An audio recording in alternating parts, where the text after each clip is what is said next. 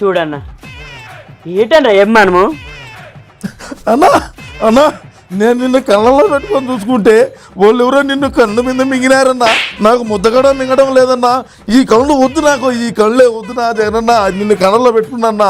నేను నీకు భక్త కన్నప్ప లాంటి వాడినా, ఒక అంతర్జాతీయ ప్రధాన కార్యదర్శినే కాదన్నా. నాకు వద్దన్నా, ఈ కళ్ళు వద్దు, పెరిగి తప్పండి. ఈ కళ్ళు నాకు వద్దు, పెరిగి మింగండి, పెరిగి మింగండి. ఎవర్రా వాడు? అంతర్జాతీయ ప్రధాన కార్యదర్శి అన్న. కార్యదర్శి ఎవరికిరా? మన పార్టీ కన్నా. నేను ఎప్పుడు ఇచ్చాను పోస్టు? మనం ఇవ్వక్కర్లేదన్నా, వాళ్ళే తీసేసుకుంటారు. అలా ఎలా తీసుకుంటారా? అంతేనన్నా, మన పార్టీకి వాళ్ళ ఇబ్బందులు అన్నా. ఇది నేను ఒప్పుకోను. అన్నా నాకేందన్నా ఒకడు పోస్ట్ ఇచ్చేది? చంద్రబాబు నాయుడు గారు ఇచ్చిన పోస్టులే గుస్టింగ్ చేశాము. మనకి ఇప్పుడు పోస్టింగ్ ఇచ్చేది. నువ్వు 30 సంవత్సరాలు నువ్వు అధికారంలో ఉండాలని నేనే తీసుకున్న నిర్ణయం. కాదంటావా చెప్పు, కాదంటావా చెప్పు. రాళ్ళు రెడీ చేయండి రా.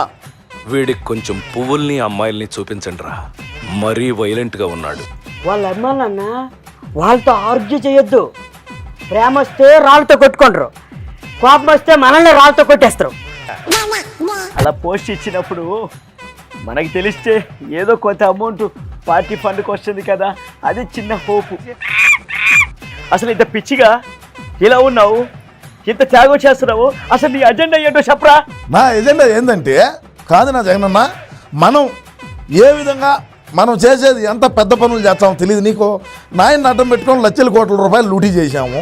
అదేవిధంగా మనం ముఖ్యమంత్రి అయ్యేదానికి కదిరి నుంచి గొడ్డలు తెప్పించినాము. ఎంత పెద్దది తెప్పించినాము? గొడ్డలు తెప్పించి కదిరి నుంచి మన పనులు మనం చేశాము. కోడికెత్తి అది పెద్దదే. ఆ నుంచి నువ్వు ముఖ్యమంత్రి అయినావు, పెద్దదా. అదేవిధంగా ఎర్రచందనం చేశాము, ఎంత పెద్దగా చేశాము.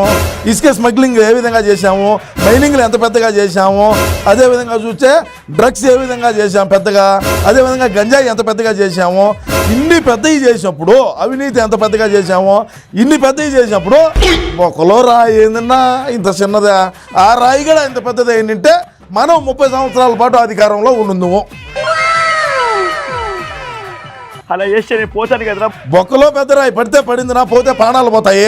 నీకోసం నేను ప్రాణం వేయలేనా? నీకోసం నువ్వు సావు, ఇబ్బంది ఏమి? థ్యాంక్ యూ రా. ఇదంతా కాదు, నా నుంచి నీకేం కావాలో చెప్పు. నాకేం వద్దు, నువ్వు నీ మీద ప్రేమతో నేను ఇదంతా చేస్తుండా.